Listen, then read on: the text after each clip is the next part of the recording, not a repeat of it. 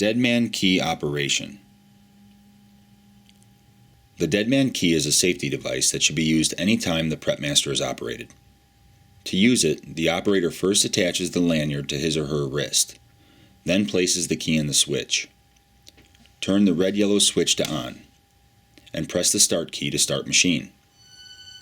To test the deadman key, simply pull it out while the machine is running, and the machine will stop.